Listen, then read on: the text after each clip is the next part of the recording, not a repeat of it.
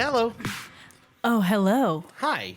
Hi. Hello, girlfriend. How are you? I can't do it. There's like a I think there's a clown There's in an here. army of clowns It's in an here. army of I can't do it.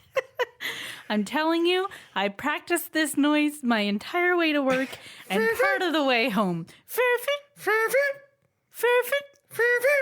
No, you're putting too much emphasis on the second sound.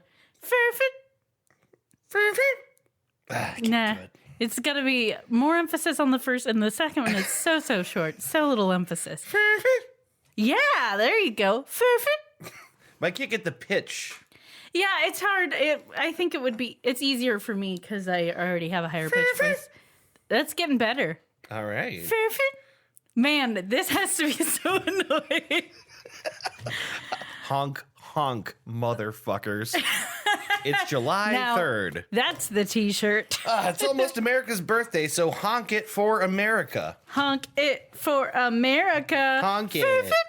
Honk it. Yeah, it's Goose Chase. It's July 3rd. Tomorrow is America's birthday. And we are doing this thing again. Yes. Do you want to explain why we're doing clown horns, or does it matter? I have been Does listening. it even matter? I have been listening to Conan O'Brien Needs a Friend. It's his podcast. And basically It's the very premise is that he has people who he's met before on his show and stuff like that, interviewed before, has them on the podcast. And the premise is he's looking for real friends because he doesn't have any. Did you hear the explanation from the very first episode about why that is? Because it's actually kind of sad. I forget what that was. Conan O'Brien had a Christmas party and looked around and realized everyone there was on his payroll. Oh, that's right. Yeah. And he was real sad about it. Yeah. Basically, all of his friends are people he pays. Yeah, So like- he was like, oh. Yeah, like he didn't have any people that were just hanging out because they just wanted to hang out. Yeah. It's kind of a huge bummer. Yeah. So Conan O'Brien Needs a Friend. Yeah. And I'm pretty early on into listening to it, but Dave suggested that I skip ahead and listen to the episode with Tig Notaro because Yes. I just finished listening to her book called I'm Just a Person, and we both love her. Everything So, Tig does is good. yeah, everything. So I listened to that, and in that episode, she does the little clown honk noise. It's great And- because, like, Conan says, "Can you do that again?" And she goes, "No, I only have one in me. I only have one in me." But then she does it the rest of the episode. My favorite thing, it had me laughing uproariously on my way to work. Like, it's lucky I didn't get into an accident because I was laughing that hard. Yeesh. But I was, so they're talking, and I forget who they were talking about, but they referenced someone. And one of the other people, Matt, one of his producer, I think, Yeah, Matt Gorley, said, I think. Yeah, said, "Oh, Richard," and Conan starts like laying into him because of like, of course, yeah, that's the guy we've been talking about. So when he says Richard, and Conan starts laying into him, Tig goes, which is like a thing they'd already set up the horn noise joke already. So then she does that. And then Conan just keeps trying to continue his story. So every time he references this guy that he's talking about, Matt will go, Richard, and Tig will go, and it goes on for so long. It's a and really it gets weird so gag. ridiculous. And it made me laugh so hard. I was like dying. It's total And I was like, nonsense. this is such a silly thing to be like laughing this hard about. But it was, they just kept doing it. And he was getting so mad about it.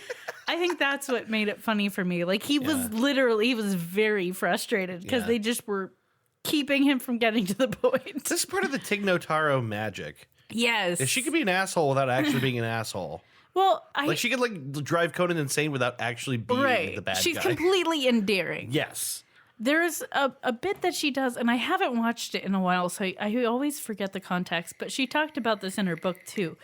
But she like ends her show by just like dragging a stool really slowly across the floor. Do you remember this? Yes. And it's that kind of thing. It's like absurd and ridiculous. And if someone else did it, maybe really annoying. Yeah. But it's her. Like, it's Yeah. the way she does things that is just so funny. It's not clear how she does this. It's some kind of magic. I think it has to do with the way that she smiles at people. There's just something about her. There's Yeah. something about her delivery. There's something about her approach. It's like, you know how there's people that are like really sarcastic, but you know them well enough. You know their delivery. Even if they say something mean to you as a joke, you know they don't mean it. Yeah. And then there's people who are also sarcastic, but you don't know that they're not really being mean. Like, it's just a different delivery. There's something different about it. Uh-huh. It's like that. Not that she does have a very dry sense of humor, but not that I've never heard her be outright mean towards people necessarily, but No. just the way she approaches things, the way she delivers it, the way she says things, like, you know, she's got a good heart, and it's just like, it's just so funny. Yeah. Oh, she's so good. I can't talk about her enough. So anyway, this has been Goose Chase. Listen to Tig Notaro instead. We'll see you in 2 or 3 weeks. All right. What else do we have to talk about? I don't know. You know, last week we didn't do the episode. That's right. That was an executive decision because you had chosen a topic and you were having a hard time. It was very broad. Yeah. You couldn't narrow it down and you were very frustrated. And we had a wonderful day that Wednesday. I was off work. You were off work. We Yeah. took the dog to Holden Arboretum and we walked around with him. And afterwards we stopped and got strawberries on the side of the road. And then cheese. we stopped at the Middlefield Cheese Chalet. So much cheese. And we got so much cheese. And I found a Swiss that I like. I'm not a big Swiss fan. Yeah. But I think you they're found at least reserved 2 Swiss. you liked. I know I like baby Swiss. Yeah, baby Swiss is because always it's good. milder and Yeah. a little softer. So I know I like that. But Yeah. the reserve Swiss Their reserve Swiss is was pretty a surprise. awesome. This is Rothenbuehler Cheesemakers. Yes. This used to be, they used to call the place the Middlefield Cheese House, which I recently found proof of on Google Images. Oh, okay. Because I was like, I know this place changed hands. I know this wasn't here before. Yeah. And it wasn't. It used to be the Middlefield Cheese House. Was it Cheese Barn or Cheese House? I always called it the Cheese Barn, but it was the Cheese House. It was written on the side. Oh, okay. And they, you know, like, I don't Now even it's know the where Rothenbuehler Cheese Chalet. Yeah, the chalet. Talk about an upgrade. Although I will Boom. say the building does look like it should be called a chalet. Yeah. It's got a cool design to it. And on the inside, there's these like hand carved illustrations of like people or illustration. There's like hand carved like statues of like people like carrying cheese. Or, like, it's like real, like a dude with a big cheese wheel on his back. And there's like stained glass in there too. I don't know what's going on with that building. When we remodel this house, just stay with me here. Okay. I'll Stained try. glass of pictures in the stained glass. Just of cheese. People holding cheese. Yeah. Pieces of cheese. Wheels of cheese. We'll have cheese themed furniture. Furniture that is just a giant wheel of cheese. All right. All right. I can get behind that. All right. Anyway, they changed hands. They're now the Rothenbuehler Cheese Chalet. And it's really great. Fancy. I didn't get to go inside because I was in the car with the dog, but Yes. you picked me out a wonderful sandwich. You got a smattering of cheeses and a sandwich and little nibbly bits. We already have a running list of the things we want when we go back. Yeah, right. We might just have to take a trip there just for that. I kinda think so. I want some more of their cheese. That's the thing is like they're about an hour away. Something like that. We could make a day of it. Absolutely worth going up there on a random Saturday. Yeah. Because their cheese is incredible. It was very good. Including the stuff they sell that they don't make. Yeah. The hot pepper cheese, the extra hot pepper cheese. I will Pretty say most incredible. of it was also somewhat local. Yeah. I think the hot pepper cheese was a place in Pennsylvania. It was. And then what was the other cheese? It was like a cheddar. That was the one that was like a green onion American or something like that. And that was another place in Ohio. Yeah. Good stuff. Yeah, everything was good.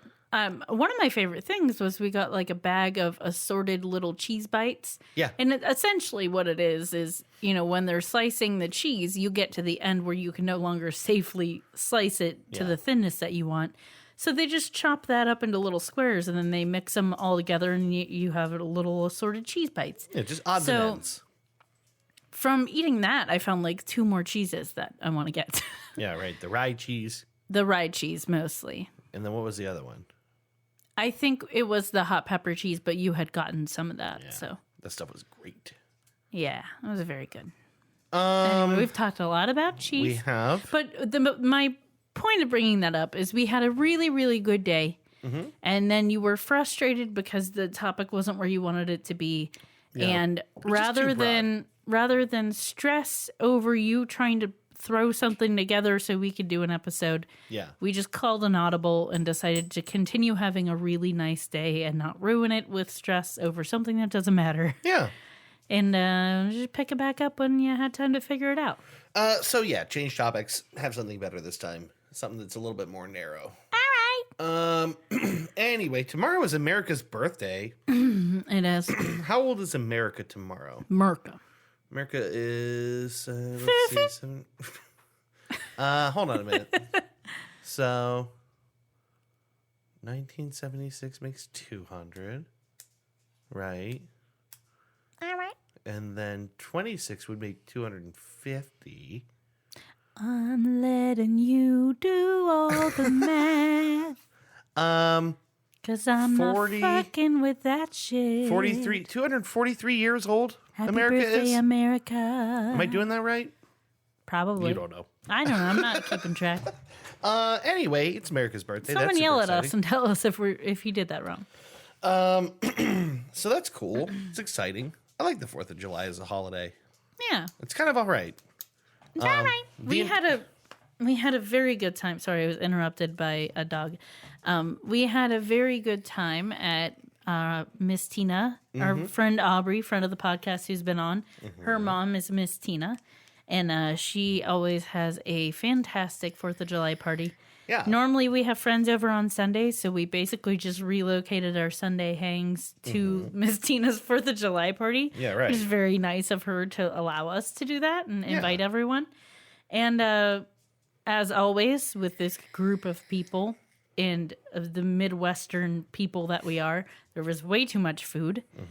I made a fruit pizza and then a fruit pie out of the same stuff as a fruit pizza because I had leftover filling. So there was that.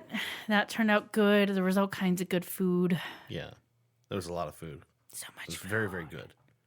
I'm wondering if this happens everywhere, where just now every fireworks ceremony is flanked with drones. Is this happening everywhere? I The wonder. last several years that basically since the beginning of time, not beginning of time, but beginning of the time I started going to Miss Tina's party, there's been drones. Yeah, but that's like 4 years ago. Yeah. So, like, I don't know if this is just like a thing that happens everywhere, but like it seems like whenever there's a fireworks show, there's drones around because they just have to get the shot of the fireworks from sky height, Yeah. regardless of the fact that there's not a chance you're going to watch that again.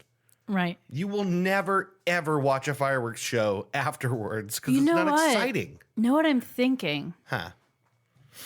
Maybe at least one of those drones is owned by the people doing the fireworks display.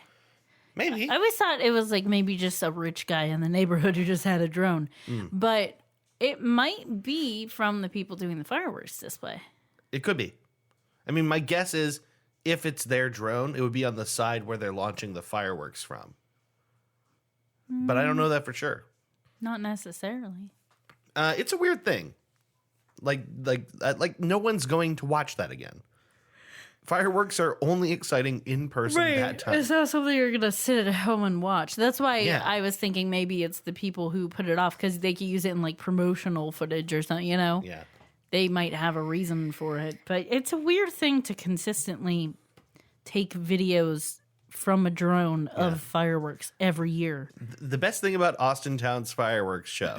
Is that they're the same every year? Well, no, it's that they couldn't figure out when to end it.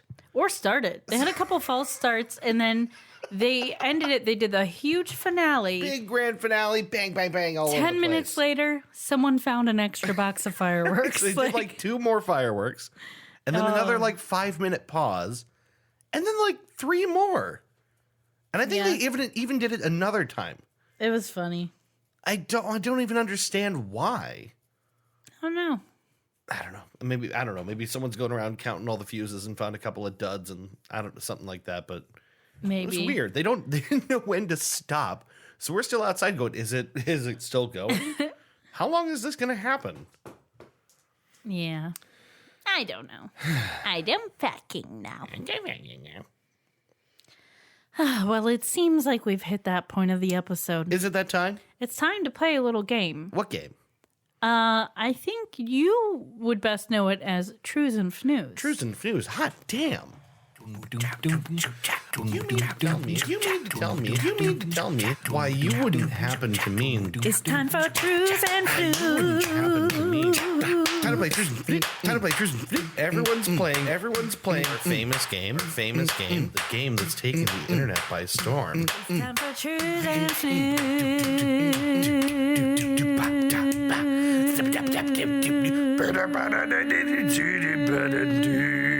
A Merv Griffin production. Tell me about Trues and Fnews. What is Trues and Fnews? Trues and Fnews is a fun little game where I will give you 3 news headlines. 2 will be false, also known as Fnews, and 1 will be true or the trues, and you gotta pick the trues from the Fnews. That sounds super easy. Like it would not be a challenge at all, and I could super do it. All right, well let's put your money where your mouth is. Maybe you will eat your words, or maybe you will put your foot in your mouth. I'm just doing things about mouths now. I'm just doing things about mouths now.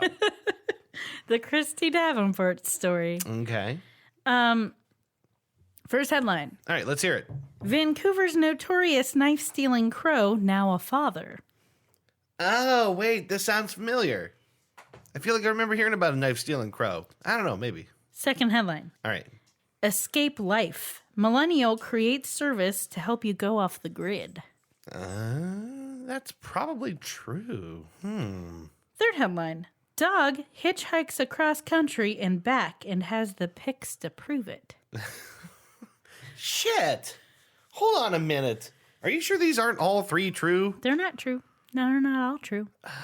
The trick is they're all false. I feel like all of these could very easily be true. This might be the hardest one yet for me. I have no idea where I'm going with this. Trick. Yeah.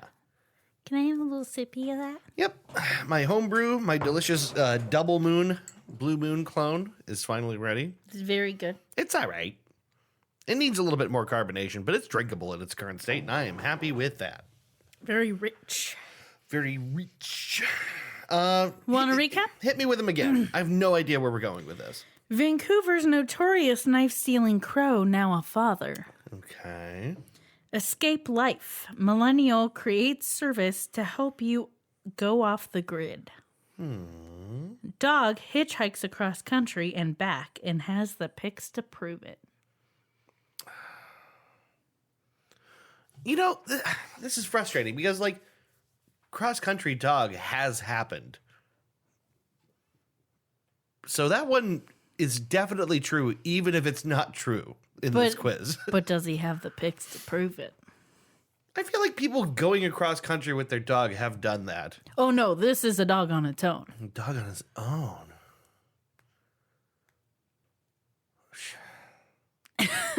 Wow. All right. God, this one's tricky. Oh, I hate this. All right, I'm gonna go with the millennial one. There has to be a service for cutting yourself off of the internet. That's it. Nope. Of course not. The true one was your first instinct. Vancouver's notorious knife-stealing crow. I've heard of this. Now Why a have I heard father. of this? I think it was a story going around for a while. I would pull up the article, but honestly, when I read it, there wasn't too much to it. He's just known in the area, and the last time he was reported on widely was because I think they might have caught him on video, like grabbing a knife from like it might have been on the ground or something, but he like picked up a knife and flew away. Like I like the idea that he's got like a bunch of gang tattoos, and he just picks up this knife and then like slowly tucks it underneath his wing and flies away. But it seems like he's a beloved creature in that neighborhood because the people in the area have been keeping an eye on him and his little birdie wife, and whether or not they've been able to have babies, because obviously they have a nest and they tried, but something happened to their first nest, and now he's a daddy. Is there nothing happening in Vancouver? No, There must be nothing happening. it's Canada. They're just like super nice and love animals, and then they eat poutine. Oh my! I didn't even mention this to you, but I had poutine this last weekend. I had some of the best poutine I've ever had. Where did you go? Is Eat poutine without me. Yeah, Matt and I went to, when I was in Cook's Forest, I went to this place with him that's like right near the trails that we walked. I can't remember the name of the restaurant. And they had, their take on poutine was kind of like not exactly poutine, but it was like tater tots instead of fries. Oh, I've had that. Not from that place. I had something Yeah. like that from a place in Illinois before. And then they covered it with the cheese curds, but they're deep fried cheese curds with like a breading on the outside, which was really good. Huh. I mean, it's all Kind of slightly defeats different. the purpose of cheese curds because they're supposed to be like melty. They were melty. They just were also inside of batter. It was really good. Yeah. And then they, I'm sure it was good because fried cheese curds are great, but yeah, and then they like covered that with like some beef gravy, like Yeah. almost definitely like canned beef gravy. Mm-hmm. But it was really good. I was shocked how good it was. I couldn't believe how good. now I want poutine. Yup. Especially with like tater tots, which just like makes the whole thing a little bit more fluffy, and I don't know. I like the idea. They're just easy to eat. They're And just easy I to think, eat. you know what? I think tater tots stay warm better than fries, and they're easier to eat as leftovers. Like they taste better as leftovers than French fries do. Do they? Mm-hmm. Do they like reheat better, or I think so. maybe? Although I will say, like, almost anything heats up wonderfully in the air fryer. Ah, yes. I cooked bacon in it this morning. Is that why it was a mess? I was trying to figure Yeah. out what happened in there. Yeah, was I gonna put it text- in the sink with some soapy water so I could clean it later. I just didn't have time I was before going I to left text for you and work. say, what exploded inside the air fryer? Because it was just Bacon like white grease. goop everywhere. Bacon grease. Yeah. All right. It was delicious. I'm sure. It looked, I thought, I couldn't, it looked like it was covered in cheese. It was a very Oh, no. strange look. Animal fat. Anyway, you got me. Boo, hiss. I cannot believe I have failed again. I feel like I am not very good at this game anymore. Don't be salty. I'm a little salty. All right. I'm just pulling up my my little middle seggy here. Okay. Dead. I alluded to it with you the other day. Okay. Oh God, no, I'm not going to be able to find it. So you remember our friend? I forget his name now. Sam. I forget his last name. Which Sam? Sam, who's not really our friend, but Sam that we've talked about on the podcast, who knits shirts of places, Barsky. and then yes, Barsky. Yeah. Well, this is reminiscent of that. This man is an artist, a fiber artist, Okay. and he crochets hats that look like food. And then he takes pictures of himself looking disappointed or sheepish while wearing those hats. What? Yes. Wait, hold on. Is that the premise, or is that just what he does? Like, does it just so happen he looks sheepish, or is he No, like? I think he's intentionally putting that look on his face in every picture. I don't know if there's a purpose to that or if it's just funny. Weird. Where is this guy from? I'm trying to pull it up so I could give you more details. Okay. No, not what I told you to do.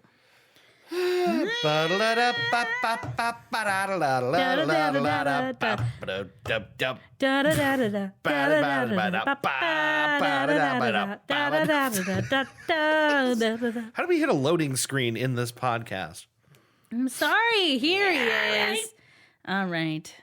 Bored Panda. That's where I found you. Bored Okay. Panda. Melbourne-based textile artist Phil Ferguson Okay. crochets mouth-watering wearable hats that look just like some of your favorite foods. He poses in each of his creations with a hilariously dejected expression and posts them to his Instagram where he goes by Chili Philly. Okay. According to an interview with the BBC, Ferguson said he started making the hats so he could meet people after moving to a new city. That's one tactic. Yeah, like, I don't know. What do you think is going to happen there? Like, people are going to flock to your hat. So many. These are amazing. I will show you these in a second. Okay. Nope, that was the end of the article. That's all they had to say about it. So just gaze upon these pictures. Gaze upon the beautiful hats. I just for the people, since this is not a visual medium. Yeah. There's a cheeseburger one. There's a pizza, and he always leaves some kind of hole in the food item where he puts his head through. There's an avocado where his face is basically the pit of the avocado. There's ketchup and mustard. What? Yes, Are these hats or just- masks? hats. Oh, so they're more than just a hat. They're like a full helmet. Yeah, You got the part on the top and the sides and like a scarf-like thing. So it's, Well, not all. It just depends on what food. He does whatever suits the food best. It's like wow. in the pepperoni, in the pizza, he looks like his face is like a pepperoni on the pizza. Like he left a space on top of the pizza for his face. I like what this dude does. It's good. I mean, they're really good. They look like what he means them to look like. They're creative. Like the ketchup and mustard one is really cool because Yeah. it's like bottles pouring ketchup and mustard onto his head, and then the hat is like looks like spilled ketchup and mustard. The eggplant one is very funny. Yeah, that one's good. There's one where he's got just a teacup spilling everywhere. I would say my favorite one, probably, having looked at all of these, I'm going with the turkey drumstick. That's a good one. It's just like his head in the middle of like a weird drumstick with the bone sticking out the side, and it looks very good. And I think the facial expressions just make it funnier because it's like such a weird thing, and then he looks like a little sad in He some does of look them. sad. Like, what? I'm not sure why that's how why? he chose to do this. I don't know. I like the hot dog one a lot because look at his face. Like his head is barely peeking out of the middle of the hot dog, and oh, it's so funny. It's an odd way to. I mean, honestly, like, I kind of get Barsky's thing because it's like, okay, well, this is a thing I could wear all the time. It's just a shirt with a city and a landmark on it, and that's cool. When are you ever gonna wear a hot dog hat again? Anytime you want to meet new friends, apparently. Okay, realistically, when do you not feel weird wearing a hot dog hat? It depends on the kind of person you are. I bet it does. Uh-huh. But I can't imagine ever being comfortable wearing that in public. Well, that's why you're not crocheting them. That's true. But they're really well done, and they're like just hysterical. I love them. Yeah. He's cool. I approve it. So I wanted to talk about that. Chrissy's stamp of approval. Mm-hmm. You know, there's a lot of interesting things you can make and craft and knit and all of these different things. I once crocheted a piece of bacon. Yeah? But big. It was like a plush toy. Okay. So kind of like that, but not a hat. It was just like a plush toy, It's a and big I old then I fluffy crocheted eyes on it. Oh, really? Yeah, it was a present to my boyfriend at the time, his brother, who was older than us. Okay. Every time I would tell someone like, "Oh yeah, I crocheted a stuffed animal for my boyfriend's brother." "Oh, how old is he?" 35. Oh, weird. Right. No, I love that. I mean, you know. It was cool. It was fun to crochet, and like I used like a brownish red color and then like a pink color and like a cream color, Yeah. and I just crocheted stripes Yeah. of different, like just different amounts, and it didn't really have any rhyme or reason because I wanted it to look like bacon, which is random. Yeah, right. And came out. I wish I still had a picture of it. Came out looking pretty good, and then I crocheted weird eyes on it. But it turned out pretty good. I forget what he named it. It was, I know he had a stuffed stack of pancakes that he named Judy Lamar. So it was something. It was like a human name. I don't know. That's what he named it. Okay. And that's why I made him the bacon to go with the pancakes. Makes sense. Yeah, What's pancakes without bacon? exactly. Nothing. Absolutely nothing. Now I want pancakes, David. Why would you do this to me?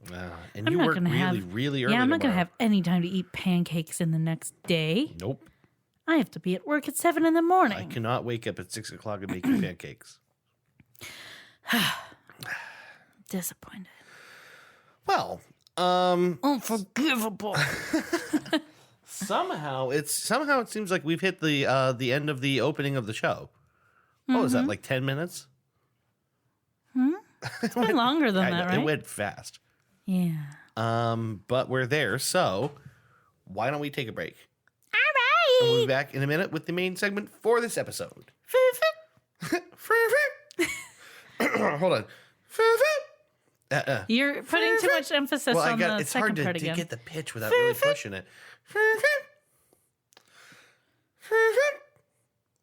You'll get it. Son of a bitch. All right.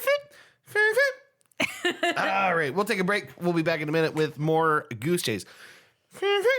Ah!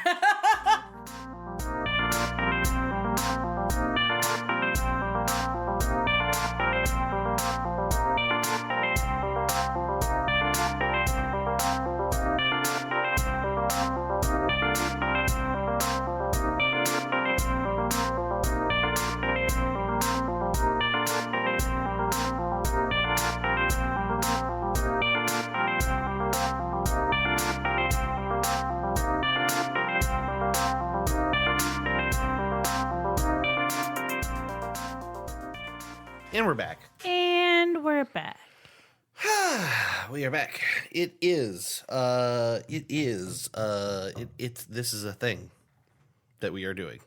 Okay. It's episode 79. Yes. Is that where you were going? No, I don't know what I was going to say. Just like we can hear the fireworks outside from down here. So it is absolutely almost the 4th of July. Mm-hmm. The dog is being a huge baby about it.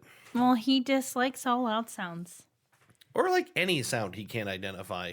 Yeah, he doesn't like thunder and he doesn't like fireworks. And the thing is, the way he deals with it isn't that bad. Like, he doesn't freak out completely and get destructive. He just like gets really cuddly and wants to be next to anyone he could be next to. So right now he's standing next to me and making me pet his face. Yes. But anyway, moving on. This is probably going to be a short episode. That's I don't okay. know. If it is, that's fine. Yeah, we can have short episodes. But You know, we make the rules. We it's do. our show. We can do whatever we fucking want. it's my show, and I'll cry if I want to. I don't encourage it. Yeah, it might just You're happen. gonna kind of bum me out. I don't do, baby. We don't do this to bring the people down. Baby, why? What are you Darling. crying? Settle down. What's wrong? We don't want them to hear us Cheer up, argue. put a smile on that face. Come on now. What's your problem? Little Sabby baby, what's going on? Yours is like a mixture of like Tig Notaro when she does that, and also the guy who says "make it work." Tim Gunn. Tim Gunn. Everyone, what's going on? Why are you crying? Make it work. Make it work. Make it work. Designers, make it work. You're pretty good at that. You have Tim Gunn. I have the clown horn.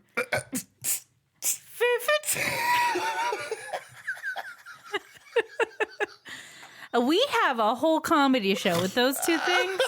Why are we not on the road? This just broke me. It's just like, well, you know, I got my thing. This clown horn. It's just, I'm not good at impressions or sound effects, so the only reason I have a Tim Gunn in my head is because of that one season of that show, which I didn't even watch the whole show, but it had that guy. The guy is His name was Santino. Santino, who did an impression of him and got caught. So when Natalie still worked with me, we used to, and Julia was there as well, and we all would like do the Tim Gunn impression, and it would be that thing that Santino does on the show of like, "Where's Andre? Andre, come out, let me untie you." Anyway, it's not even that good, but it's a half decent Tim Gunn. It sounds like him. Moving on. Anyway. It is episode 79. I would like to talk to you about something which I will introduce gradually here. Oh. I want to start this by saying that one of my favorite things about the internet is that it elevates its most unique, most interesting, sometimes craziest figures to a place of semi-stardom. This happens all the time. There's just there's a real meritocracy to how weird you can be on the internet, where the cream rises to the top, right? Cream of the crop Yeah, rises to the top. it really does. Do you remember that from high school speech? No, I feel like it was a thing that Mr. Mizuka used to say all the time. probably. I mean, that's probably a thing he said. Yeah. Just like be good at stuff. It was like we used to say it jokingly behind his back, so that's why I think it was a thing. Well, I'm sure. Anyway. I'm almost certain that was a thing that he would say. Yeah. I think he said it in a tongue-in-cheek way, too. Like, I don't think he was serious. Like, you knew it was a cheesy, trite statement. Anyway, that's what I think of when I hear that. Yeah. Continue on with your bad self. So the point I'm making just is I love what the internet decides to make out of itself as far as its own celebrities, right? Yes. One of these is someone by the name of Gene Ray. Okay. This is not immediately recognizable to me. This is why I say you may not recognize his name. G-E-N-E? Generay. Gene Ray. You might not know this name. You will absolutely recognize the discipline of science that he created, which is time cube theory. Okay, this is something you've told me about before, right? Yes. Is that ringing a bell? Yes, because I think at one point I got him confused with Temple OS guy. They're very similar. Yeah, in fact, I think when we did Temple OS, we might have talked a little bit about Gene Ray. Yeah. Because they really are very similar figures.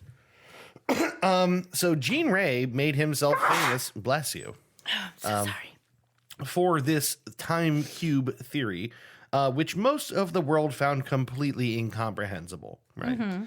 But his website and his writings on that website and his increasingly sort of like stern and increasingly profane insistence on the cubic reality have become internet legend. I remember when I discovered this, I feel like it was in high school. Like, I feel like I remember this is like one of the things I stumbled across in like typing class when I was like on the internet when I should have been doing my work. Almost certainly pulled this up on the computer lab at Fitch High School. I wrote here, it's not a hugely consequential story. This is not one of those big stories. This is not one of those things where, like, you know, like a lot of things we do where it's like someone has power over people and we should all be alarmed by it. This is just a kind of a romp through a really weird period of the internet. Yeah. I wanted to commemorate Gene Ray here because I just love Time Cube for what it is. It's A cube made of time. Yes. It's also kind of a sad story. Yeah. It's a story you can have multiple feelings about, and I think all those feelings at once. Depending on how you look at it. I'm making a cube. Nice. So let me start this off. Who is Gene Ray? Gene Ray was born in 1927. He was one of 12 children born in Manchester, Georgia. That's a lot. Yeah, it sure is. He, according to himself, according to his own retelling, he went into the service as a young man. He served in Nagasaki in World War II. He returned home to Pearl Harbor after the war. He got married. He had kids. He moved to Miami. I mean, like, there's not a lot about his early life. So this is really just the beeline, right? Welcome to Miami. He was welcomed to Miami. He did electrical work for 5 years in Miami. So he was like an electrician by trade. then moved to St. Petersburg, Florida, and worked in a nuclear plant in Homestead, Florida. Pretty odd. Very interesting. Like I said, he was an electrician by trade, but by his own recollection, he also did a lot of interesting side work, some inventing, worked on like various projects with his brother-in-law. But he's never really super clear about what those were. Mm-hmm. His early life is kind of like, that's about the most there is about his life. Doesn't talk about himself that much. Mm-hmm. This is something that drives me crazy. Like, enigmas don't sit well with me. Right. One can imagine by listening to countless episodes of this podcast. Yeah. I need to know, like, what makes someone like this tick. I need to know the answers. Who are they? Where they come from? Like, why are they doing this? Right. So whenever there's, like, one of these enigmatic people or, like, an internet mystery, I need to ruin it for myself. Like, I need to know everything that I can know. I can't let the mystery live. Right.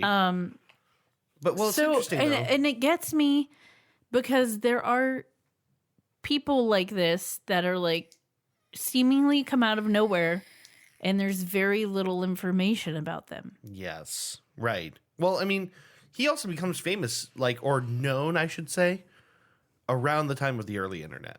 Mm-hmm. So, like, I think everything post-internet is so much easier to get information about. And pre-internet is kind of, you just have to rely on, like, strictly, like, first-hand sources. Yeah. You know what I mean? He is an enigma in that sense. I will tell you the thing that he was first known for, or that he achieved any notoriety for, was he developed an interest in playing marbles professionally. That's an odd thing, right? Reminds me of the marble race videos Yeah. Well, I mean, like on YouTube. I mean, like this is like playing marbles. Like Yeah. Oh, playing no. marbles. I know. But anytime I think of marbles, I now just think of marble race videos. God, those are so much fun to watch. You guys, they're surprisingly fun. Yeah, Look up the one. Gels marble runs. Yeah. And the ones that are like the Olympics and stuff are really good. The Marble Olympics. You end up rooting for marbles. It's so stupid. I have shown people these videos and they've been like, why are you showing me this? This is dumb. And within 30 seconds, Yeah. everyone in the room is got their cheering for a marble.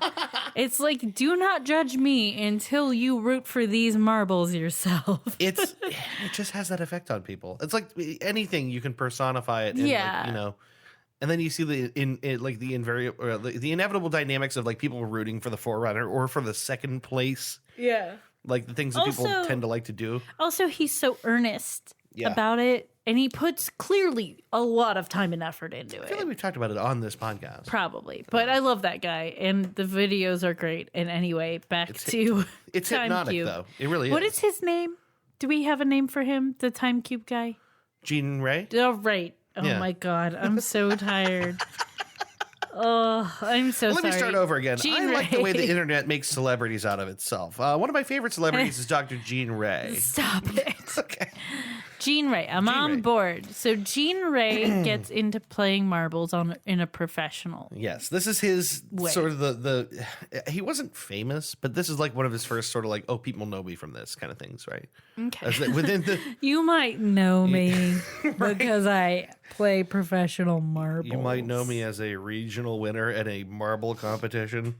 He went by the name Mr. Marbles, and he even had a suit, which I've never seen a picture of. It's got to be out there somewhere. It's somewhere among his personal effects now. Is like super original. he had a trademark Mr. Marbles suit. Did it have like pictures of marble on it? No pictures exist that I know of. I don't know what it looks like. I would love to know what it looks like. Yeah. This is like early 90s, late 80s, by the way. He's he's got the Mr. Marble suit. He competes in marble competitions. He even founded a group called the Professional Marble Players Association with like some membership. PMPA? Pimpa? And Pumpa. Pimpa? Pumpa. Pimpa?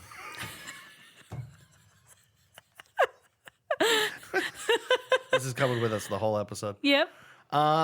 and they weren't even the only Marble Players Association. They were like second fiddle to some other pre-existing and much larger professional Marble Players group.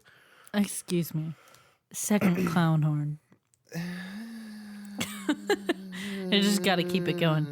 So he made this organization when there was already another organization for it. Yeah, I'm not sure why he did that.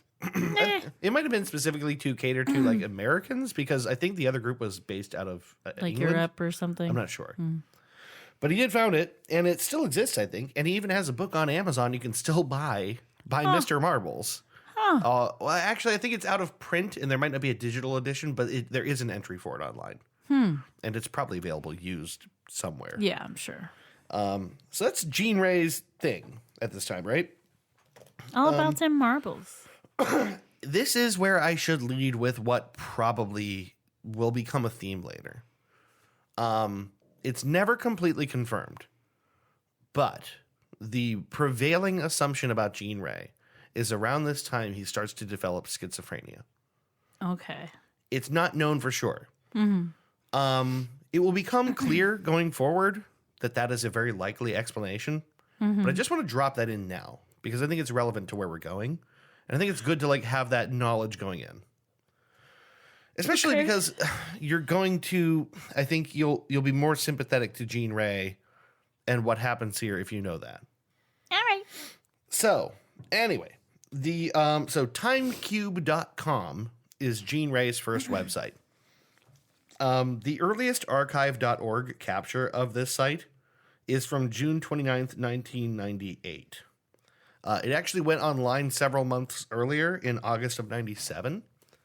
But that is the first capture we have of the website. Timecube.com.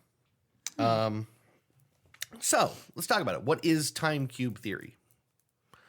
Time cube theory, as he attempts to lay it out on his website, he describes it as nature's harmonic, simultaneous 4-day time cube. Yeah, that tells me nothing. Its opening paragraph reads as follows. I'm going to read this exactly as a quote. Earth has 4 simultaneous days within only one rotation. God. When you start reading Jean Ray, you have to say ridiculous things. So, losing 3 days in each Earth rotation has retarded your mentality to stupid and an education of evil. You do not have the mind or education to envision nature's time cube. So, right off the bat, your education has been retarded, in his words, and you cannot imagine the time cube. And you're stupid and evil. Yeah, right. Like that's he's the not premise. he's not even trying to hold the punches. Right. Like this is like brand new, and he's already so defensive. I mean, this is what I wrote. Is like I was shocked this early on how defensive he was because I know he gets that way, but this is like He in the starts very that beginning. way. Yeah. I think you are right. Knowing that possibly schizophrenia is involved makes a lot of sense with this. It only will make more sense. Yeah, but even that sort of defensive posture at the beginning Paranoia. of Like I have to defend this against the world that does not believe in me, cannot trust Right. in me. It has it out for and me. it has the ring of a person who has told friends and family members about this to no end, and they're just like, what? Yeah, like, And what so are you he's talking like, well, about? no one gets it because this, not because there's something going on in my head and I'm the only one who gets it because I made this thing up, but because there's other reasons. Right. You can't fathom it. Your education's been retarded, Yeah. and you're stupid and evil. And evil. Naturally. Well, yeah, you're what? Losing 3 days. No, actually, that's the real explanation. Losing 3 days in each Earth rotation is what has retarded your mentality to stupid and an education of evil. So, in other words, you're living in a 1 day rotation mind frame. You've lost 3 days, and it has corrupted your brain. There are 4 days in one Okay. day. So it's like saying I'm living in 4 dimensions and you're living in 1. Sort of, yeah. Which I'll go on to try and explain. I will actually try to like posit like what I think he's saying. But it takes a little digging, right? Here's a few other things that he says. These are these are weird. Some of these are semi-quotes. Earth has 3 equators, not 4, and you were taught ignorance on this subject. And by the way, by that he means the equator you're thinking of, and then a vertical equator like like Greenwich meridian? Mean Time is along all of our meridians, and then where's the last one? I'm trying to envision it. I actually can't envision it, but he has this illustrated on his website, right? 3 equators that he has devised to make this make sense to him. He says creation has 2 sex poles and 4 corner races of humans. I will try to get into this later. Sex poles. Yes. So he means 2 genders? Polarities, In which 4 the sexes are like a version of polarity. Okay. Opposites. Right. Sex poles. Yes. He also says, I don't know what this means. He says, with underlined for emphasis, God is cornered as a queer. Don't know what that means. You can see there's a lot. There's like the more you read of him, there's all this like weird bigotry that doesn't make any sense. Yeah. But this will come back later, but his belief is essentially that God, the creator of the universe as mythologized in religion, is also a one-day dummy who doesn't see the full 4 days of the time cube rotation. So he is above God as well. I was going to say, so he's smarter than God. Yes. And God supposedly created everything, but he didn't create this part of it. God didn't see the 4 days. Only Jean Ray did. It's real. I'm telling you. Okay. There's a reason I wanted to talk about this because it's a very deep dive into like a very strange way to think about the world. Here's the basic thing that he is trying to say, I think, as far as I can tell. He is claiming that, again, during every day, there are 4 simultaneous days happening. Here is what he's actually saying. If you were to drop the Earth inside of a cube, a time cube, if you will, right? Okay. Where there's corners all along the way that Earth rotates, Okay. right? So wherever sunup is, wherever the sun is coming up on Earth, directly opposite it is where the sun is going down on Earth. And in between on each side is midday and midnight. And his belief is that those constitute 4 separate days as the Earth spins. Do you see what I'm saying? Yeah. So while one day will experience its full day-to-day cycle, the others are also experiencing those, but they're offset by a quarter of a day. Okay. To Jean Ray, this means there are 4 days happening. Whereas all the rest of us can see that they're all the same day. Just like depending on Yeah. where you are, you're experiencing light or dark differently. The time has been artificially adjusted so Yeah. that your sun up is like convenient for you, you Like know. your full day, like your morning time is behind or ahead of other places depending on where you're located on the earth. Right.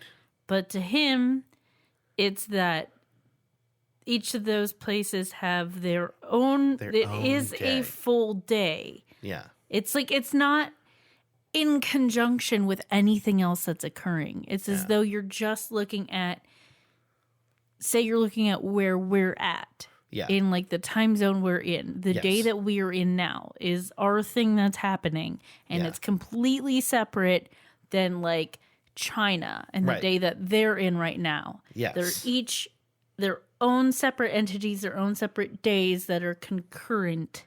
Yeah. You're starting to see, you're thinking like Jean Ray, right? Great.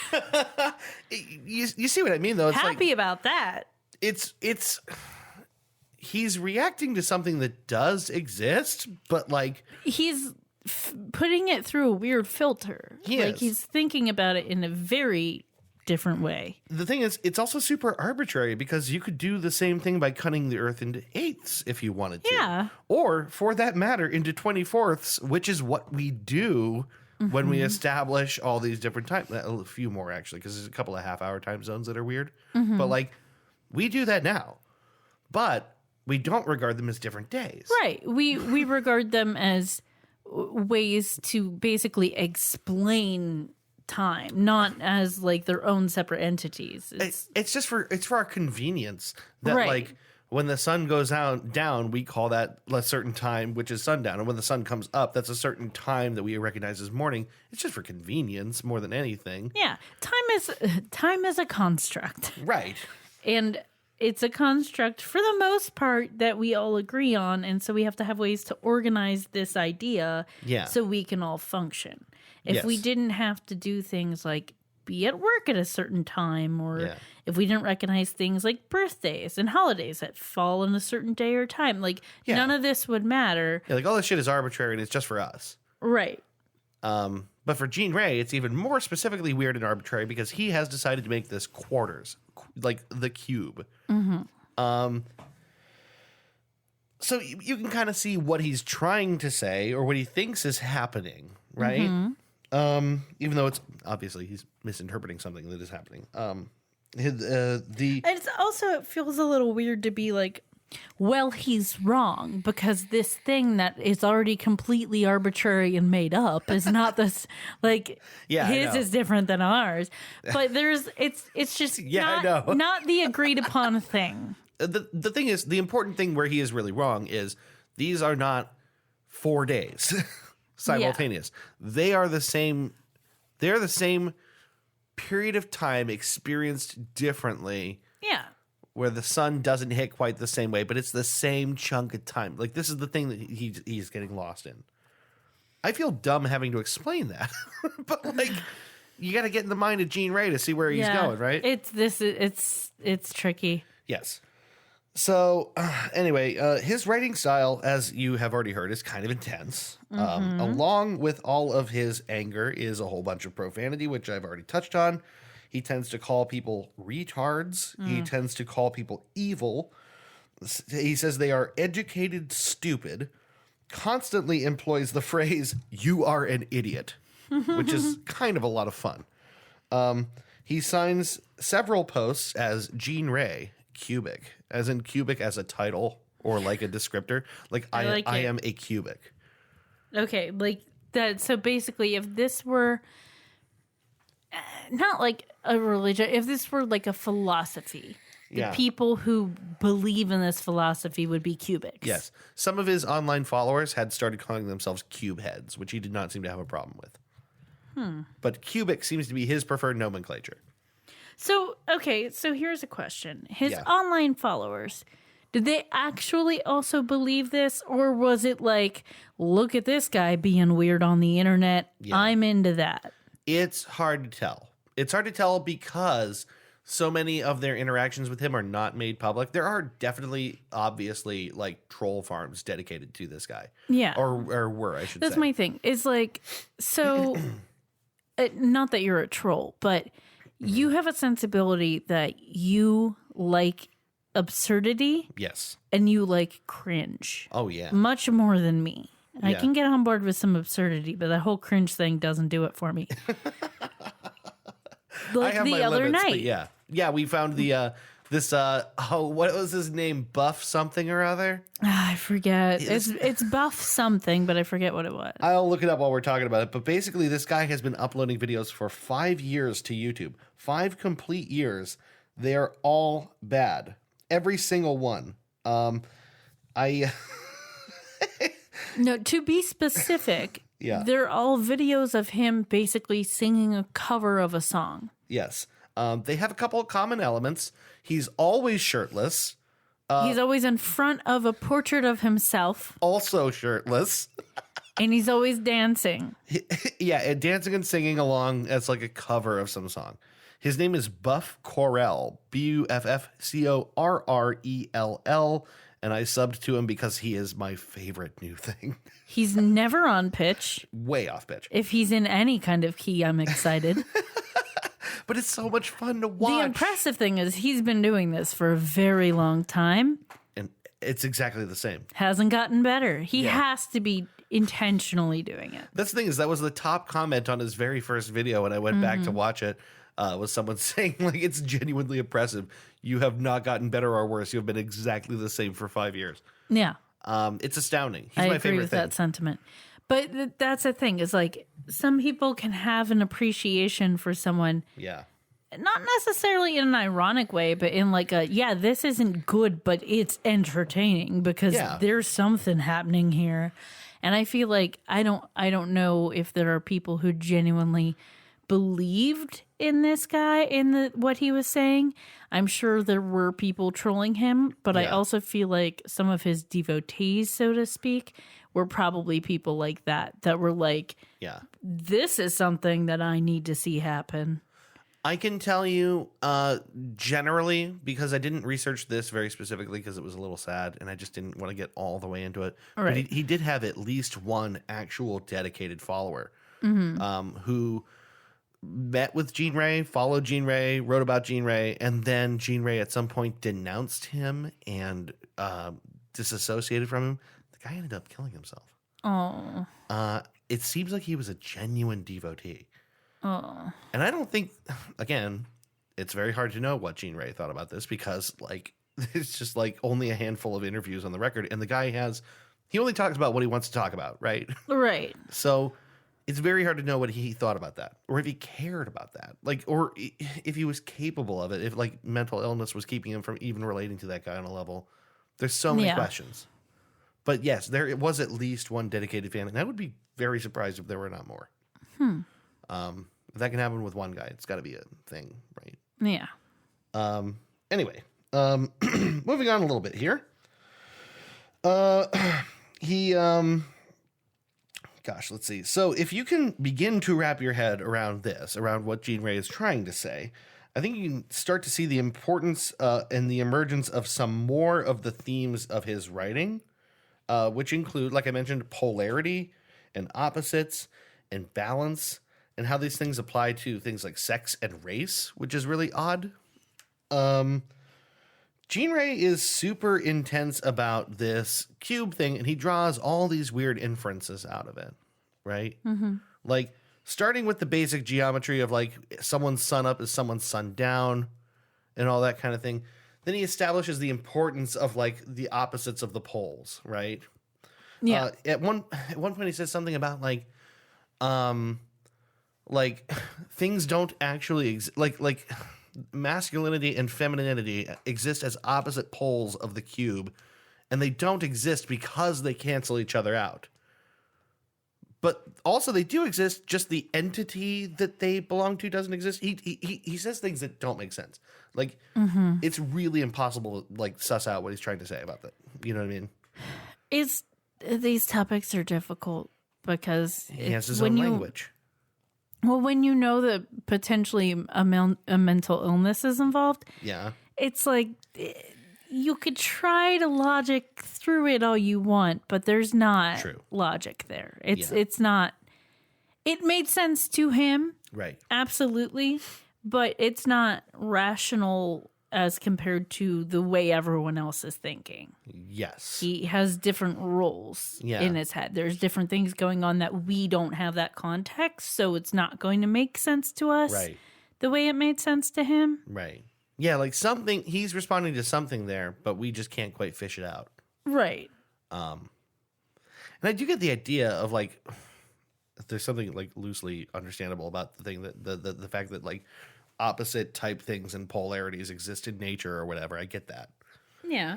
Well, yeah, he takes a little bit from things that are accepted and make sense, but then it's just incorporated into, like, Yeah. a thing that is not understandable by anyone not Yes. getting all the information that he's getting. But then also, like I said, he draws inferences from those things, and then those things end up, like, those inferences end up being, like, shitty. So, like I said, like, Yeah. he here's some things. He believes that the time cube debunks the biblical first day, right? So for that reason, believes that Christianity is an intense evil forced upon children because it denies cubic reality. Okay. After all, if there's right, like, if there's the first day, or in the beginning, you know, you have this first day of creation kind of thing, right? You know, and then, like, if there's also 3 other simultaneous days God doesn't seem to know about, well, clearly But what if God, when he says day, he is referring to just one of those days in the time cube? Nope, anti-cubic. I don't know. It's know. now I'm in Jean Ray's brain, and I'm Yep. like, but Jean, darling, Gene, darling. How do you know what it means, Gene? Settle how down. do you know that God isn't acknowledging the time cube? Gene, Maybe what are he you just talking about? maybe the time cube is just like what other people they have to struggle to know the time cube. That's how you get to heaven. Gene, language is imperfect, baby. Come on, settle down. I don't know what he's... Anyway, right. So that's his first thing. I guess my point is, if you can have a Jean Ray, if he can have that thought, since it's very loosely anchored, other people can argue his points back at him all Sure. over the place because it's not But that's the thing is it doesn't matter to Jean Ray. real. Like, Jean Ray is so committed and so insulated that you don't ever actually argue with Jean Ray. Yeah. As I'll talk about later, actually. Here's some more inferences. He concludes that the polarity of men and women are on opposite hemispheres of the time cube. So, as a result of that, homosexuality is inherently anti-cubic. How about that? Evil. Okay. Right, because masculinity and femininity have to exist on opposite sides of the cube. And So they after all, if can you have two... cancel each other. Right, things have to cancel each other. If you have, two men, well, gosh, that's just anti-cubic, God damn it. I know it doesn't make sense, but it's part of like the unfolding logic. Yeah. He he thinks the same things about the mixing of the races. Ugh. How about that one? He says essentially a race war is coming, and that when the races mix, it's going to cause a problem because we belong in our corners of the cube, right? It's so, I shouldn't be laughing. So the time cube is binary and segregated. Super binary, super binary, super segregated. I'm never going to make it through this podcast. Yes, basically yes. It's weird. I'll also say this because I didn't say it later, but I'm trying to remember if I remember correctly what he said about race, but basically he sees, like, again, polarities, white man, black man, opposite sides of the cube. But here's where I think it's kind of, if something funny can come out of this, he also sees Indians and Chinese on the opposite sides of a cube, and that's all the races. That's all all there's is. 4 races, and also, like, because they're somehow in the middle, they're on opposite sides because they're not fully pigmented one way or the other. He sees them as sitting on opposite sides so of the like cube. Indians, like from India. That's not 100% clear. The best guesses is that he was talking about Indians, but we're still not sure. And I believe he did say actually Chinese, although I could be wrong. But, like, that's also, like, that's not a race, that's a nationality. Right. Interesting, but all right. This is the way that just a odd white dude in America thinks about race, right? And one that has some issues. Sure. It's like Well, yeah, that's true. But, like, this part, the thing about, like, thinking there's basically 4 races of people. Yeah. I kind of feel like that's just like an old white dude not getting how race works. and people calling things races that aren't races. Yeah, right. It's like when people are like Mexican as a race. Like, Right. that's- It's like no. No, you were wrong that's about not that. a race. Anyway, this is the way that Jean Ray sees the world. I didn't write that in my notes, but I remember him talking about that. So, I'm going to read a couple of weird quotes from Jean Ray, just to really nail this down. Because, again, his writing All right. style is super weird. I think we're starting to get a picture. Yes. Here's a direct quote. I am a cubic thinker and far wiser than any god, any scientist, and any educator who preaches the evil singularity of a single first corner. Okay. Another quote. So humble. Humble. It only gets worse. He says, your own people will kill you to prevent this forbidden truth cube from ever being known. Socrates was killed to hide truth from public. One corner God is a fraud. Are you afraid to know? Well, are you? Yes, actually. This one was on a post he wrote entitled, Are You Jewish? I'm sorry, I don't know why that's funny. Well, the thing is, it's less funny when you realize that that's his response to people asking him if he's Jewish. Oh, But it's okay. a lot funnier for him to just be like asking his reader, like, "Are you Jewish?" Right. Right? That's the way I took it. Just like That's how I like took you it, know too. they can't answer you, right? Yeah, right. I had to read it to Are get you what he was saying. Jewish? Right. It sounds like he's about to convince everyone that they're Jewish. It sounds like he's about to be like, here's why you actually are, and you just don't know it. Actually Jewish, and you had no idea. Thanks, Gene. He wrote in this post, I am not Jewish, neither was my mother or father. Anyone saying that Jesus and his Jewish father had something to do with my birth is a damn evil liar. I am of nature's harmonic time cube in which both word and God are outlawed.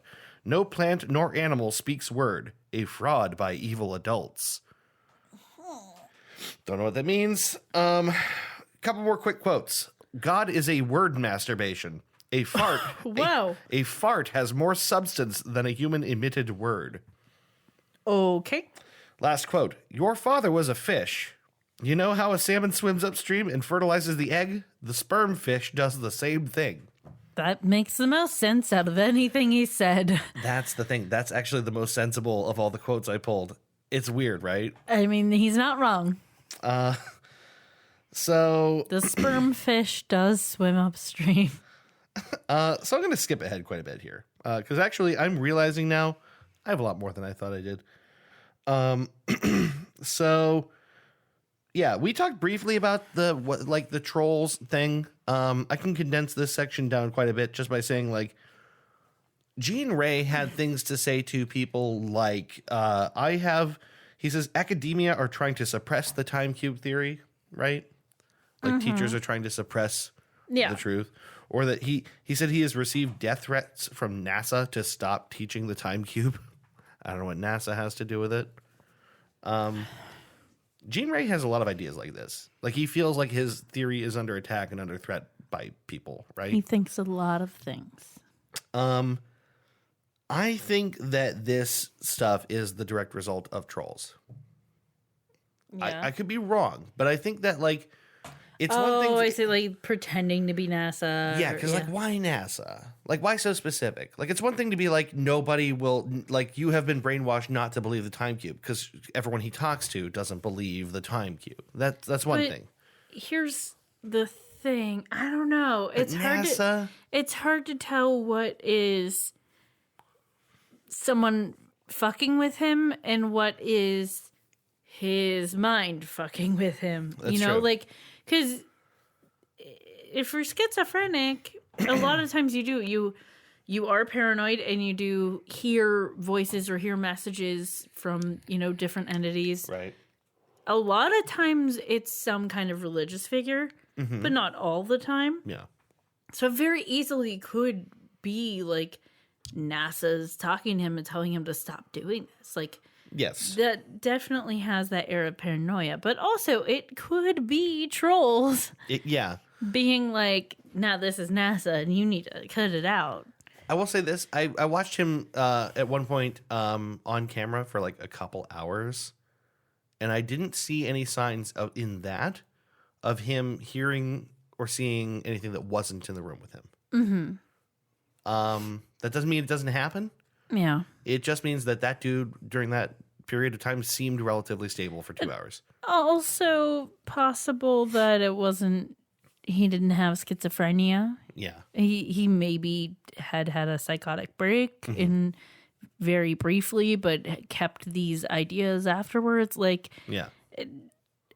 it's also possible that he wasn't mentally ill, but it kind of falls in line Right. with there was something going on because he had a lot of thoughts that there was logic to it. It just doesn't line up with any information that we have. Yeah. This is why I say it seems very likely that something like this was happening with Jean Ray. Yeah. Like, we won't know for sure, but it seems very likely. So a quick note here about tone now that we've reached this point here. And there's a reason I wanted to lead with that mental illness stuff, which is just like, it's weird to talk about Jean Ray because he is at the same time very funny, very insulting, very confusing, very sad. I think I have a lot of feelings about this dude at the same time. Yeah. It's hard not to laugh at a dude that's constantly telling everyone you are an idiot in like flat terms. Like Yeah. that's inherently funny. Just like anyone who's that combative.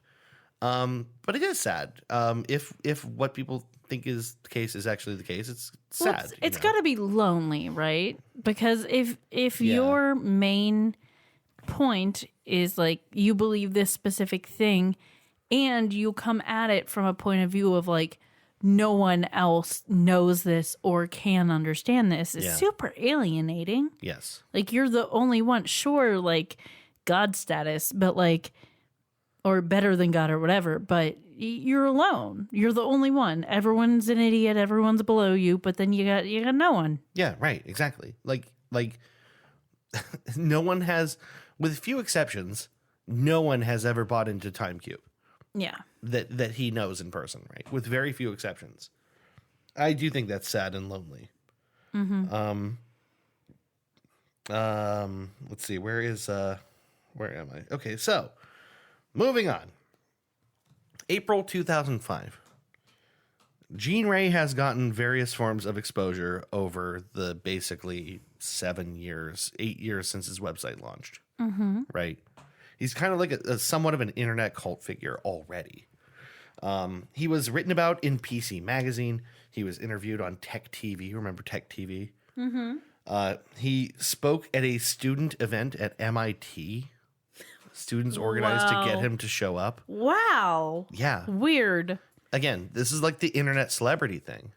MIT students were like, let's get Jean Ray. Despite being known pretty widely, he had never had a real platform. Like even the MIT meetup was mostly like, it kind of fell apart by most accounts. Not much happened. People kind of had a laugh, left.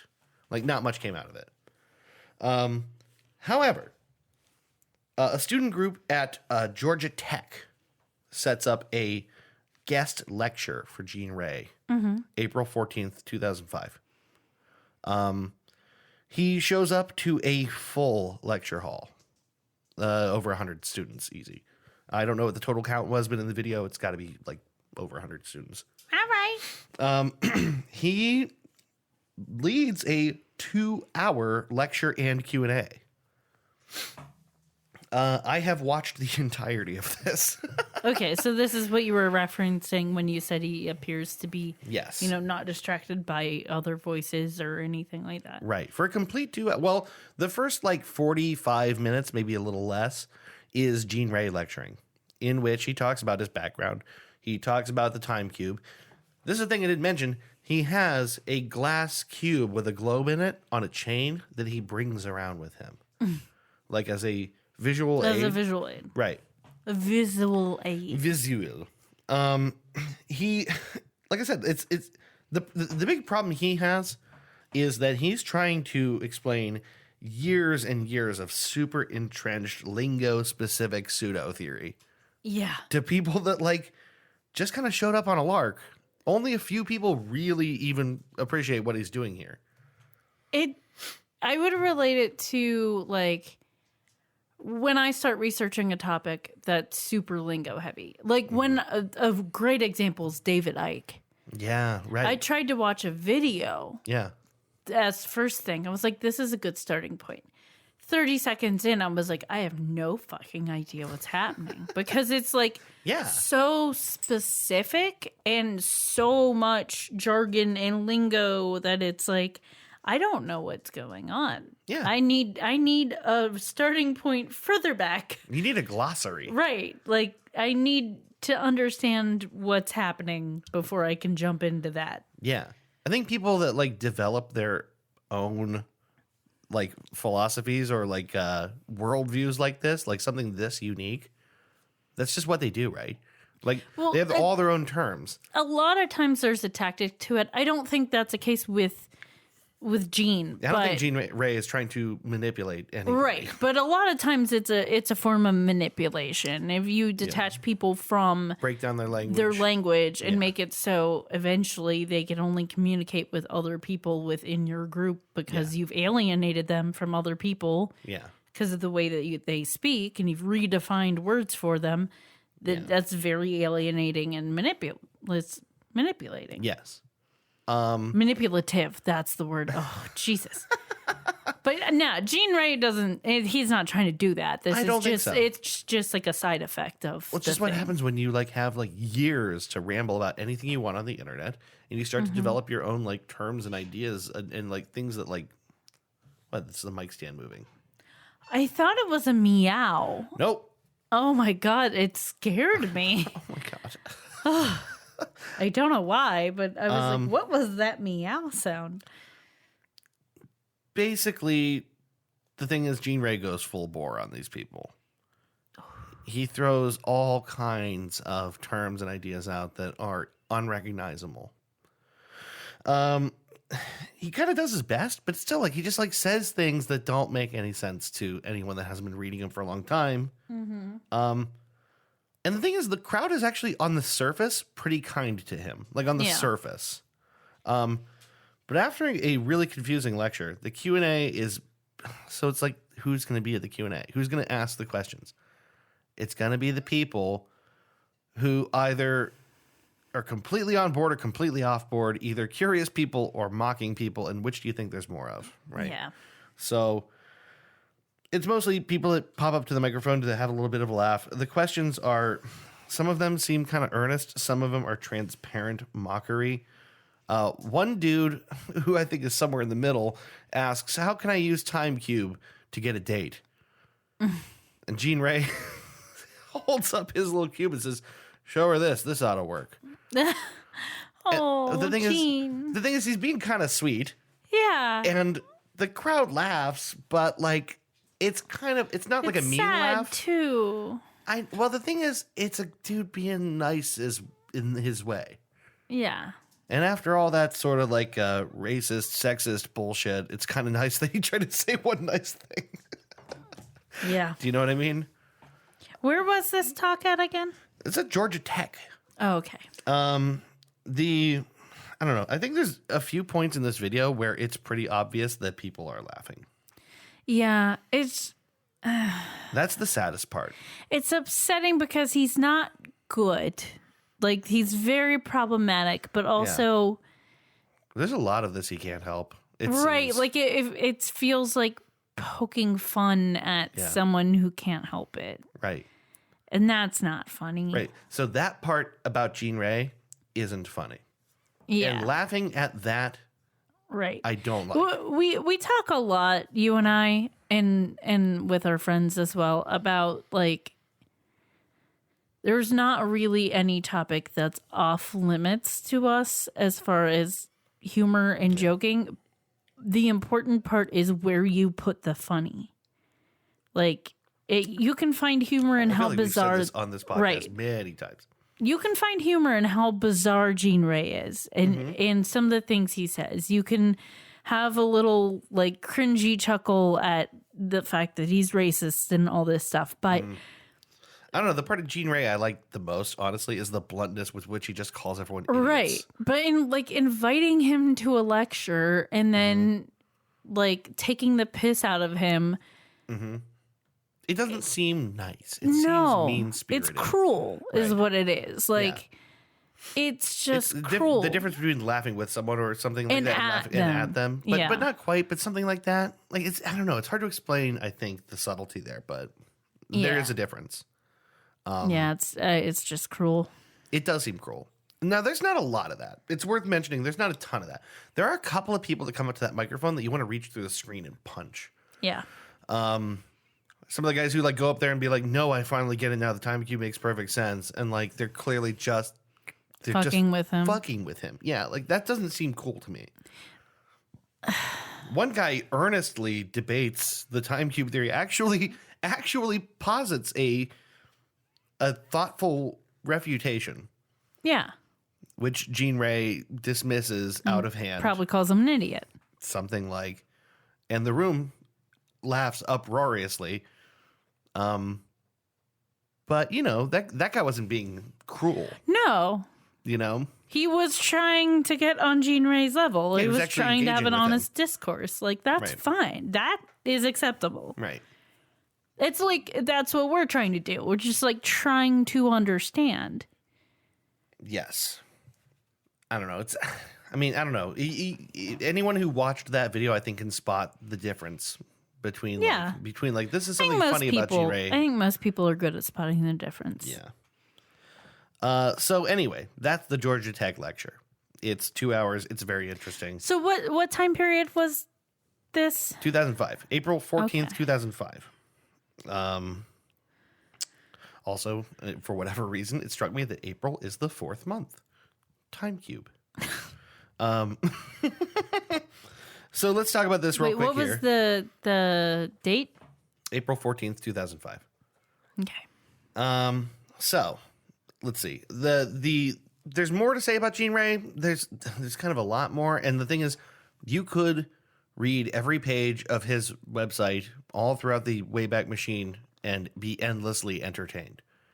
Endless entertainment.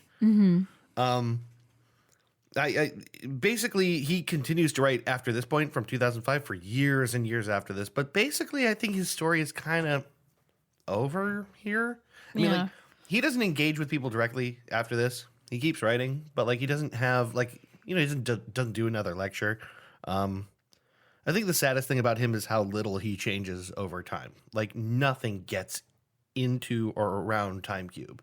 Like, nothing separates him from it. The theory doesn't change. Yeah. He's impervious to refutation. One thing that happens over the time period after this is that the website text gets bigger and bigger and bigger. like it starts to be where like you can fit 30 words on screen, and it's all underlined and bolded, and it just gets like more and more intense, right? Yeah. He becomes more obsessed with different weird things that don't make sense to me, like a belly button logic is something he talks about. I don't know what that means. He refers to hole and pole sex. I'm not sure what that's all about. My first guess is Yeah. female male sex. Yes, but like why?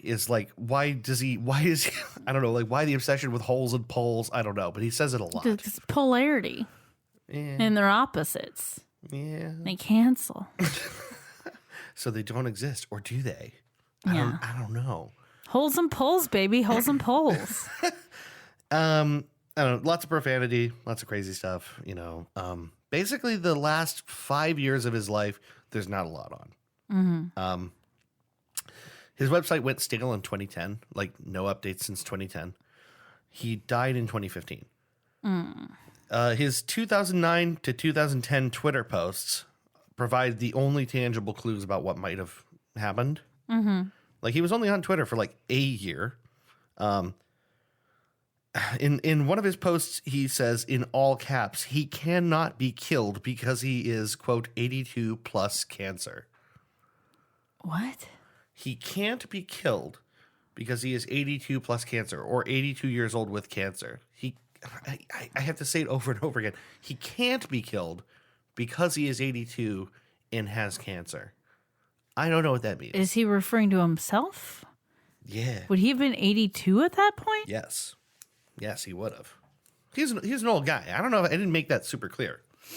I also didn't mention that at some point he started referring to himself as Dr. Jean Ray. Yeah, you called him Dr. Jean Ray, I let but that you didn't. slip. I You didn't mean didn't put like a fine point on it. Yeah, I let that slip. That was supposed to be a surprise. But he started calling himself Dr. Jean Ray because he realized that no other human was smarter than him, and so none could be authorized to make him a doctor but himself. All right, So, solid logic. and also he often cited things as Dr. Jean Ray, the wisest human. No, He was really up on his wisdom. He said it a Yeah. lot. again, it's a complicated mix of feelings Yeah. because it's sad, but it's also funny. It's very confusing to me. I don't know It's how to feel about difficult. Jean Ray. Right. The thing is, Jean Ray brought me a lot of entertainment before I had any idea what was happening with Jean Ray. Yeah. And knowing some of the stuff does add context that makes it sadder. Yeah. Well, yeah. But it's also like I will always be grateful for this period of the internet that enabled TimeCube to exist. I feel very similar to about Jean Ray as I do about like Temple OS. Yeah. It's a very similar thing. Going right down to the purchase it made in the internet. Like, without the internet, we would not know about these guys. They would just Right. be dudes rambling about their ideas, Yeah. not anything else. But the internet is special in that way. Yeah. And like you said, it creates like celebrities, not in the word that not in the way we normally think of the term, but like internet celebrities are a very specific thing. And Yeah. anyone can just have a website and make a thing. Well, that's the other thing is like I'm not sure that it would happen the same way now. You know? Like I feel like the It's Jean Rays of the different world now. It's different now. Now you have to go viral. Now you have to make videos and go viral somehow. Someone has to pick it up and spread it around. It's not The thing it's not the same way. I think the thing is there used to be a time where in order to get your message out, you had to create a website and fill it with stuff. Now, I think the Jean Rays of the world are just on Facebook, on Twitter, YouTube. and they're barely recognized. They're barely. I don't think this would ever get traction now. But because of what TimeCube was. When Jean Ray started doing this, the internet was very small. Yeah. Like it's not Super like insulated. there were infinite number of websites. Like it'd be easier to come across someone like Jean Ray because there's not a billion Jean Rays. Mm-hmm. There's not a billion websites. Like Right. there's I an think if this infinite happened now, number you of wouldn't even things notice. Mm-hmm. we can do on the internet now, and mostly it's boiled down to like Reddit, Mm-hmm. some form of social media, Yeah. and porn. There's Yeah. not enough room left for the Jean Rays. Well, think about this. Like when TimeCube started, there was barely search. Yeah. Search barely existed. I mean, it did, but it was infant. How did people find him? It's the amazing thing. Like, it's like how instead of viral videos, there was a time where someone would hand you a VHS of some bootleg shit that you'd laugh at with your friends. Like, stuff had to be handed to you, referred to you, curated to you, and because I of that, it got definitely- to blow up in isolation, like he did. I definitely remember a time of being in school. Obviously, it was far past like the very beginnings of the internet. Mm-hmm. But even when I was like in middle school or high school, of like someone finding something funny on the internet and writing down a URL and Yes. handing it to me to Yeah. type in to look it up. Sometimes with like .htmls and numbers and dashes, and Right. right? And sometimes they were very long URLs. Yeah. And we didn't have great ways to share those. Like that was, I think, kind of like it's sort of like before they had a world map. And Yeah. you just knew there was a sea monster over here and a coastline over here and a berry bush over here. That's it. You know, and you really had to have people hand you the information. Yeah. I think Jean Ray now would get lost in Facebook and no one would notice him. Mm-hmm. And people would unsubscribe to his posts and that would be it. Yeah. But because of the magic of the internet, that was able to blossom into this huge thing and just get, I don't know. So I have more on this. I'm going to stop. The main thing I wanted to end with here is that I am grateful for the atmosphere of the internet that enabled this. Yeah. And I'm not sure if it would happen again. Things are different now. Yes. I don't know. I just feel like he was this strange, offensive, intriguing, but also like very personal thing to people. Yeah. I like being called an idiot by a stranger on the internet who thinks I can't possibly comprehend the true cubic reality. that did something for me. Just being berated for not understanding something ununderstandable. Yeah. But that's it. That's Time Cube. That's Jean Ray. Jean Ray. Dr. Jean Ray. Dr. Jean Ray. The wisest human. You That part gets me. you are so tired. I am what is going very on tired. with you? I don't know. I went to bed a little bit late, Yeah. and I had a long day. But I don't know. I feel like for people who are familiar with Time Cube, this might be a bit more information than they were aware of before. Mm-hmm. I feel like most people who are aware of Time Cube don't know about the lecture at all, because the thing is, video of that like just surfaced like last year. Oh, okay. Like it was not known for a very long time. Yeah. Well, I mean, it was known that it happened. No one knew where the video went. Mm-hmm. So I can only hope that there's more content out there about Jean Ray we don't know about yet. But that's it. That's Time Cube. You are an idiot. You are educated, stupid, and evil. you deny cubic reality. You are evil. All those things are true. I didn't even mention the fact that he had a website called abovegod.com. He actually got Oh, yes, jeez. about how he is above God. That's great. There were more. There were like 5 websites he ran. It's probably super cheap back then. What? The thing is, I'm not sure that it was actually. I think it got cheaper to buy websites, and hosting got incredibly cheap. Yeah. I think it was actually kind of expensive back then. You certainly couldn't host it locally, so you had to buy server space, and I think that shit was expensive. Yeah, that's true. And he bought up tons of it. I didn't even mention the fact that he had a bounty out $1,000 to someone that could disprove cubic logic. At one point, he upped it to 10,000. Except there's so many trapdoors there Exactly. that you... No one will ever convince Jean Ray. Right. Would ever have been able to do it. My thoughts on Jean Ray Yeah. boil down very simply Yeah. to foo-foot. Foo-foot. I had to do it one more time. And that's what I have to say about that. That is where I stand on that matter. And I'm not going to repeat myself. Yeah. You will. You absolutely will. So anyway, yeah, that's Jean Ray. That's Time Cube. I recommend anyone who is curious and wants to read this, all kinds of odd bigotry and whatever, which is in its own way fiercely entertaining. You can find it at archive.org in the Wayback Machine, searching for timecube.com. There is not a time period in Time Cube's history prior to like 2015 when it shut down. There is not a time period where it is boring. It is never boring. All kinds of odd things. He started to add articles, and so it's just a wall of text. Like, it's hard to explain. It doesn't have a menu. It doesn't have sidebars. Imagine It's someone's Word document. Imagine the bottle of that soap that we talked about. Dr. Bronner's soap. It's like that, but expanded to an huge. entire website. Like 72-point font about why you're an idiot. I just You know love what? something about that. That's my kink. That's my fetish. Someone berating me in 72-point font. Occasionally calling me retarded. Thanks, Yeah. Jean Ray. That's, we all have different things that make us realize what we're into and the kind of person that we are.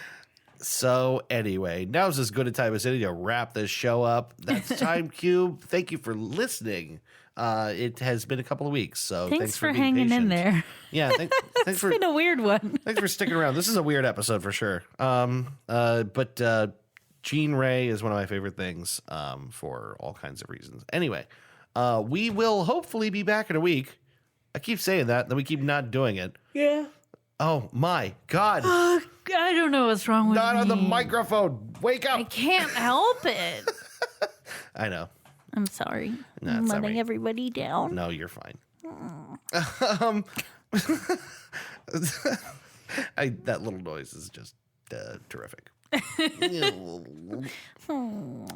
We will be back hopefully in 1 week with another episode of Goose Chase.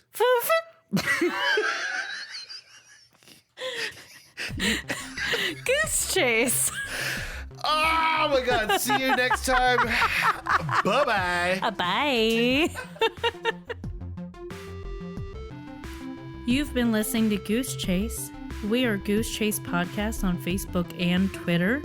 On Twitter, our handle is @GooseChasePod, and our website is www.goosechasepodcast.com.